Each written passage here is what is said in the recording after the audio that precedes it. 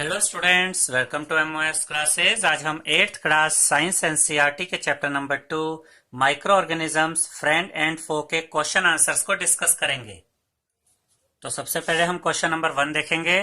Question number 1 में हमसे कहा गया है fill in the blanks. Question number 1 में 4 पार्ट गिवन है स्टूडेंट्स, और चारों ही पार्ट्स में आपको कोई वर्ड मिसिंग मिलेगा जिसे आपको फिल करना है।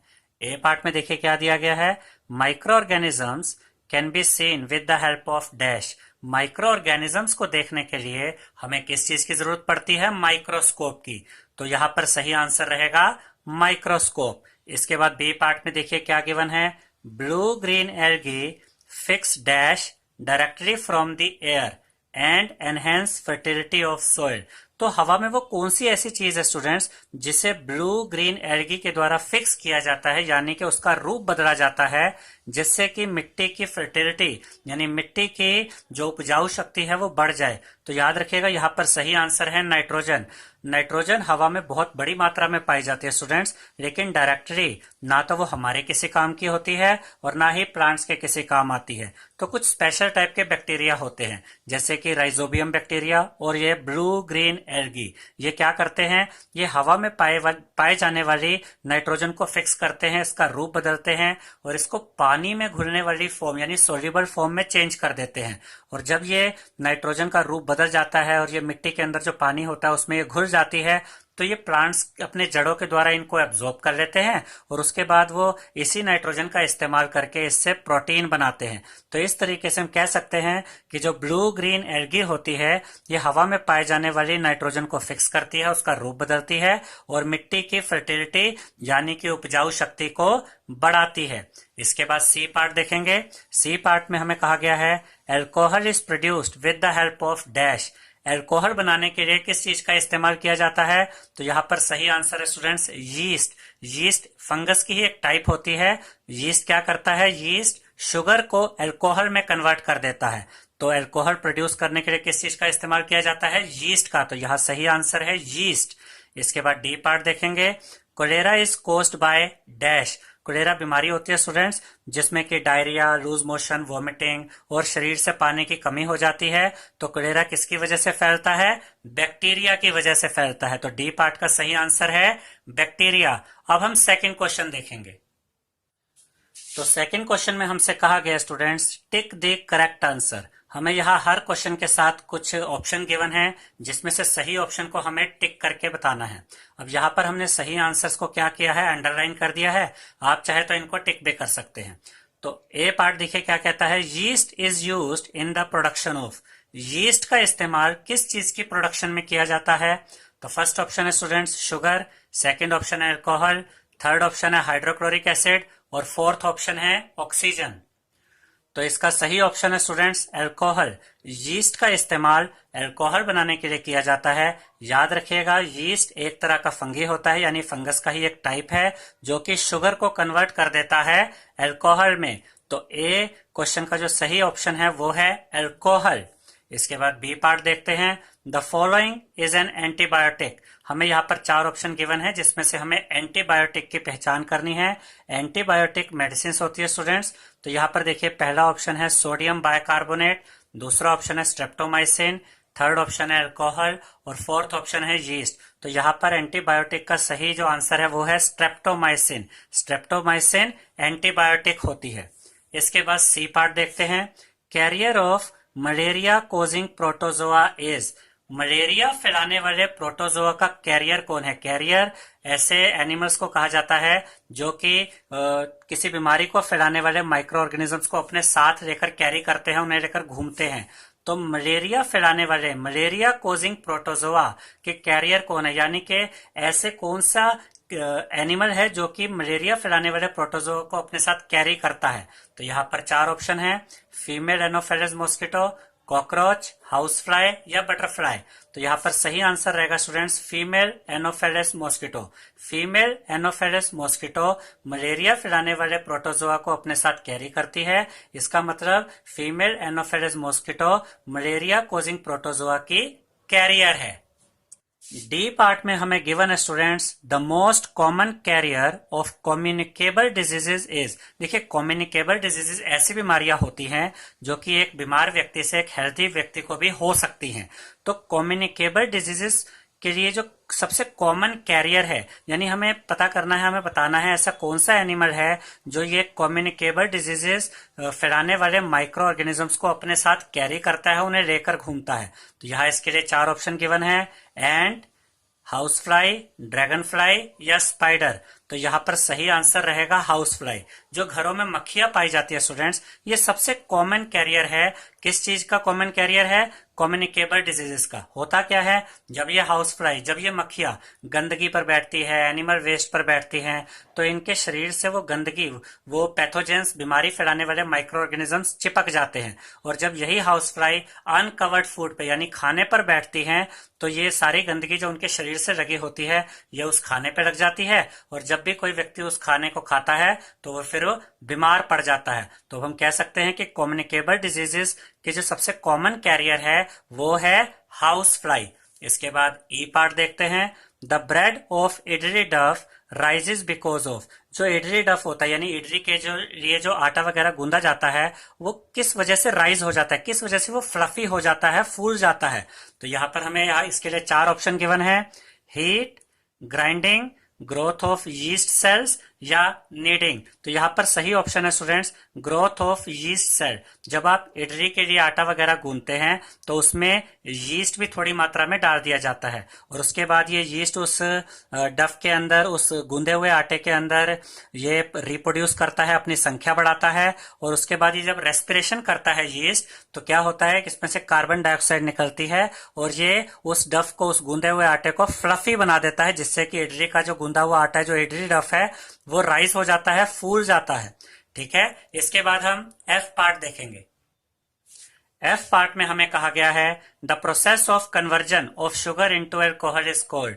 याद रखिएगा स्टूडेंट्स कि शुगर को अल्कोहल में कन्वर्ट किसके द्वारा किया जाता है? यीस्ट के द्वारा।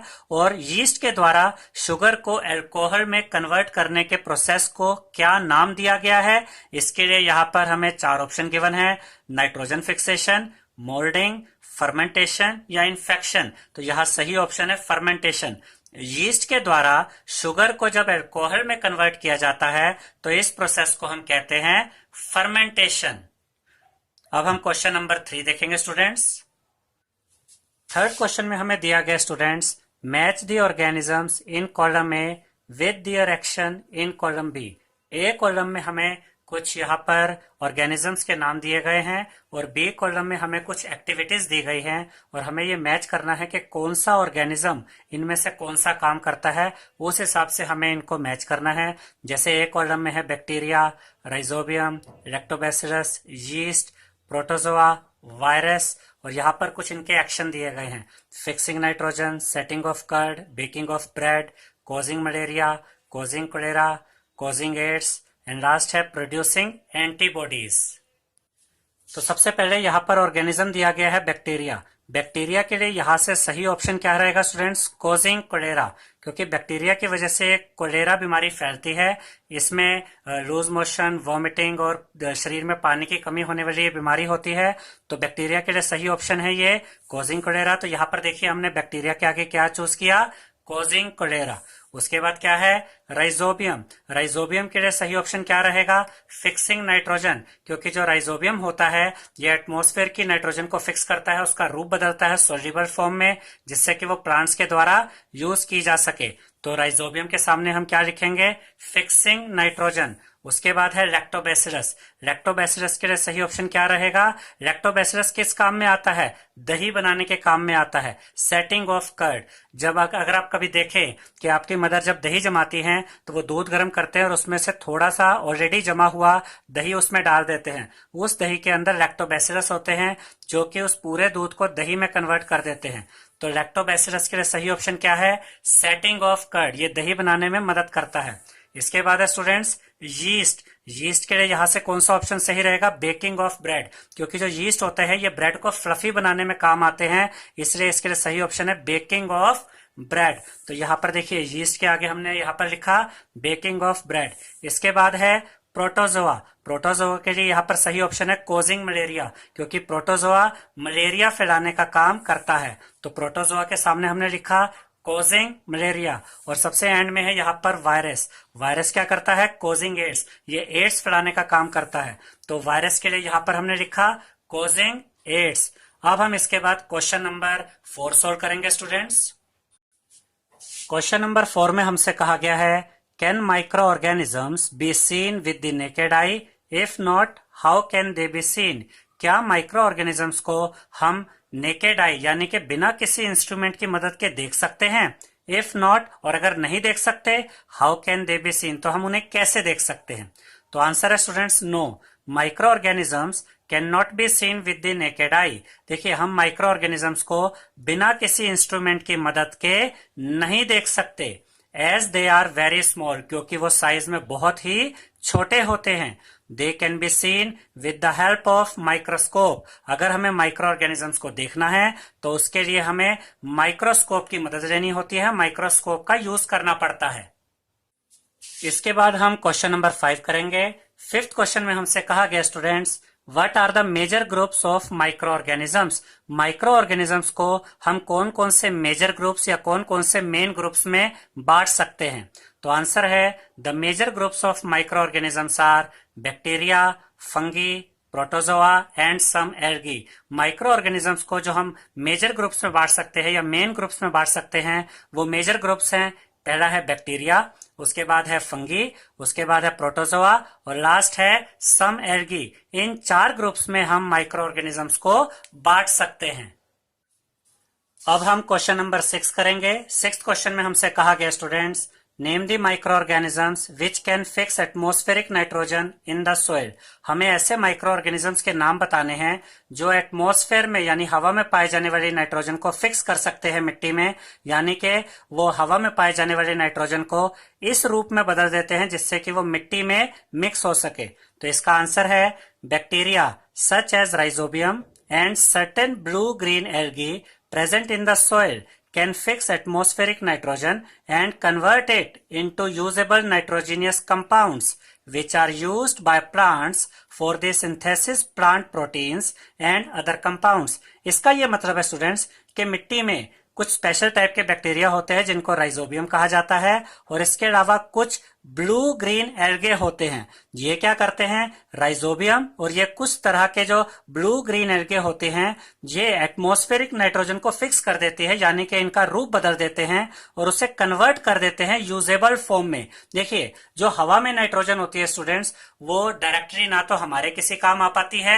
ना ही प्लांट्स के। तो ये जो राइजोबियम होते हैं और ये जो ब्लू ग्रीन एल्गी होती हैं ये मिट्टी में होती है और ये क्या करती है? ये इस एटमॉस्फेयर की नाइट्रोजन को कन्वर्ट कर देती है सोल्यूबल फॉर्म में, जिससे कि वो एटमॉस्फेयर वाली नाइट्रोजन जो मिट्टी के अंदर पानी होता है उसमें घुल जाती है और फिर वहां से जो प्लांट्स होते हैं अपनी जड़ों के द्वारा, अपनी रूट्स के द्वारा उस यूजेबल फॉर्म को, उस सोल्यूबल फॉर्म को एब्जॉर्ब कर लेते हैं और उसका यूज करके क्या बनाते हैं?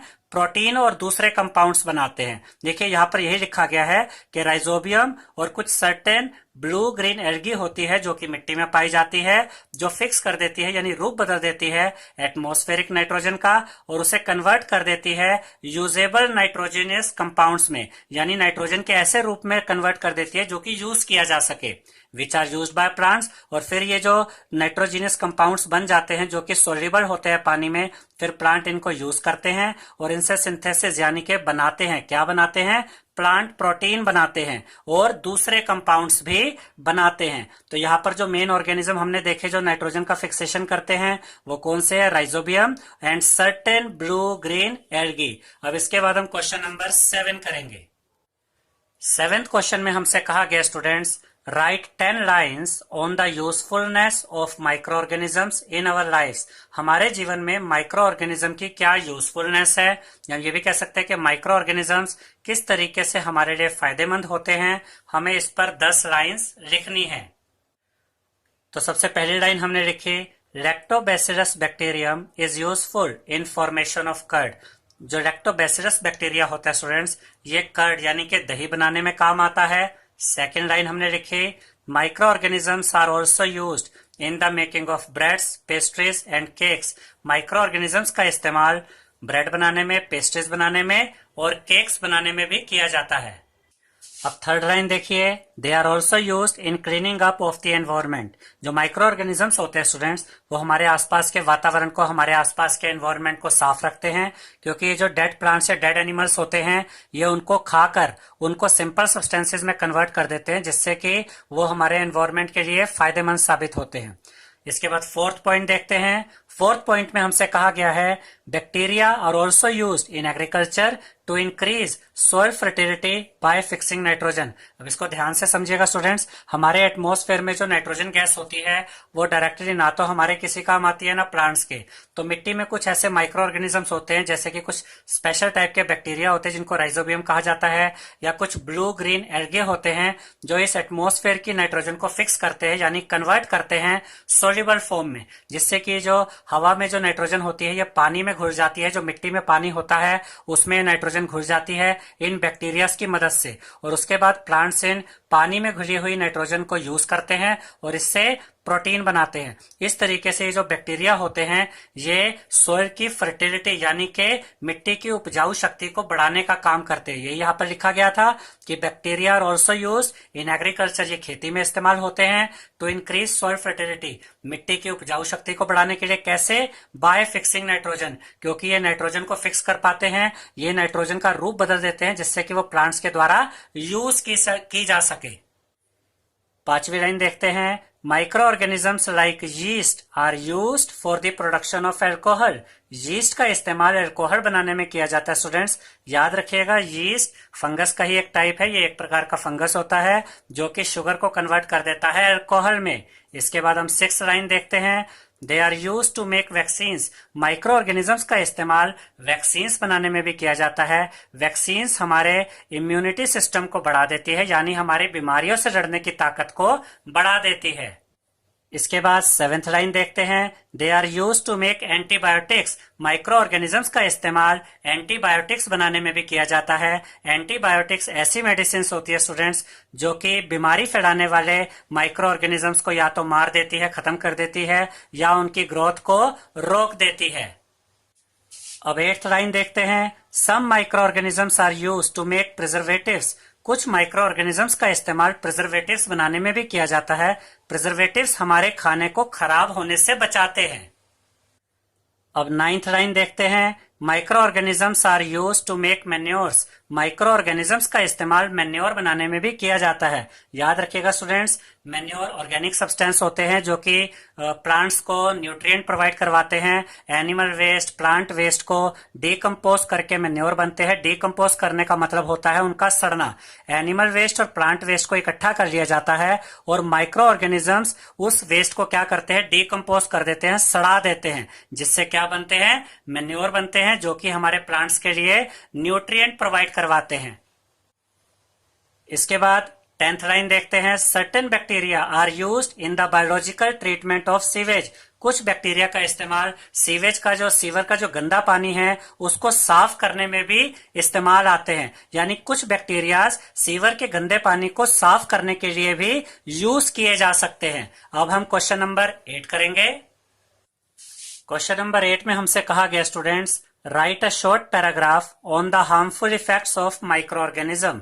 देखिए हमें एक शॉर्ट पैराग्राफ लिखना है माइक्रो ऑर्गेनिजम्स से होने वाले हार्मफुल इफेक्ट्स पे, यानी माइक्रो ऑर्गेनिजम्स की वजह से जो हानिकारक प्रभाव होते हैं उनके ऊपर हमें एक शॉर्ट पैराग्राफ लिखना है।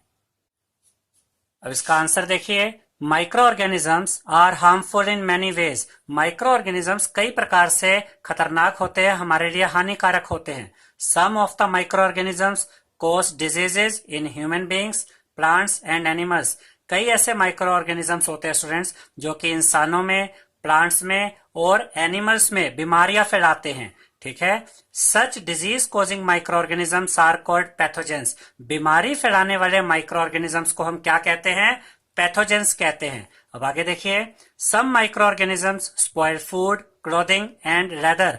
कई ऐसे माइक्रो ऑर्गेनिजम्स भी होते हैं जो खाने को स्पॉइल करते हैं, यानी कि खराब करते हैं। क्लोथिंग यानी कपड़ों को खराब करते हैं, और लेदर की बनी हुई चीजों को भी स्पॉइल करते हैं, यानी कि खराब करते हैं। इसके बाद देखिए, many communicable diseases such as cholera, common cold, chicken pox, tuberculosis are caused by micro organisms. Communicable diseases होती है स्टूडेंट्स जो एक बीमार व्यक्ति से एक हेल्दी व्यक्ति में भी फैल सकती है। इस तरीके की जो डिजीजेज होती है जैसे कि cholera, common cold, chicken pox, tuberculosis, ये सब भी किससे फैलती है? माइक्रो ऑर्गेनिज्म से ही फैलती है। तो ये भी माइक्रो ऑर्गेनिज्म का एक हार्मफुल इफेक्ट है।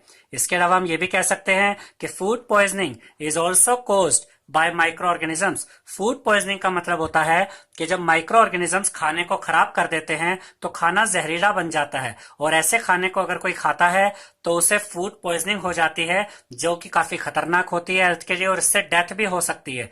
तो फूड पॉइजनिंग भी किसकी वजह से होती है?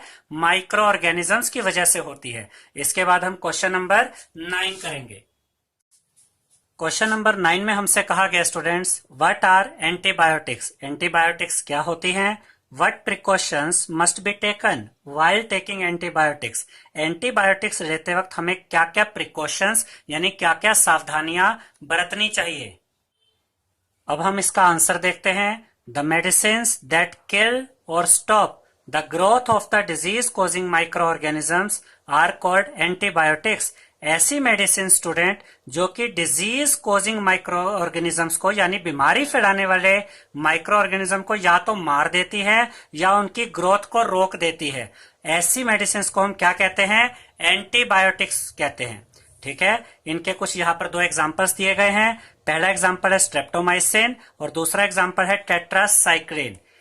इसके बाद लिखा गया है, following precautions must be taken while taking antibiotics. Antibiotics लेते वक्त हमें कौन सी सावधानियां बरतनी चाहिए, क्या क्या चीजें ध्यान में रखनी चाहिए, वो अब हम यहाँ पर देखेंगे। पहले फर्स्ट पॉइंट पर है, antibiotics must be taken only on the advice of a qualified doctor. आपको एंटीबायोटिक्स तभी लेनी चाहिए जब एक क्वालिफाइड डॉक्टर आपको कोई एंटीबायोटिक लेने की एडवाइस देता है तभी। ठीक है, one must finish the course prescribed by the doctor. इसका मतलब यह स्टूडेंट्स कि जितने समय के लिए, जितने दिनों के लिए डॉक्टर आपको कहता है कि आपको ये एंटीबायोटिक्स लेनी है, आपको उतने दिनों तक वो एंटीबायोटिक्स का कोर्स पूरा करना चाहिए। थर्ड पॉइंट है, antibiotics must be avoided when not needed और इन रॉन्ग डोज। अगर आपको एंटीबायोटिक्स की जरूरत नहीं है तो आपको एंटीबायोटिक्स अवॉइड करनी चाहिए, उन्हें नहीं लेना चाहिए, और रॉन्ग डोज में भी कभी नहीं लेनी चाहिए। यानी जितना डॉक्टर कहता है ना तो उससे ज्यादा लेनी चाहिए ना उससे कम लेनी चाहिए, रॉन्ग डोज भी नहीं होनी चाहिए, और जब आपको जरूरत ना हो तब आपको एंटीबायोटिक्स को अवॉइड करना चाहिए। आई होप स्टूडेंट्स आपको हमारा ये वीडियो पसंद आया होगा। अगर आपको हमारा ये वीडियो पसंद आया है तो इसे लाइक, शेयर और सब्सक्राइब कीजिए। Thank you.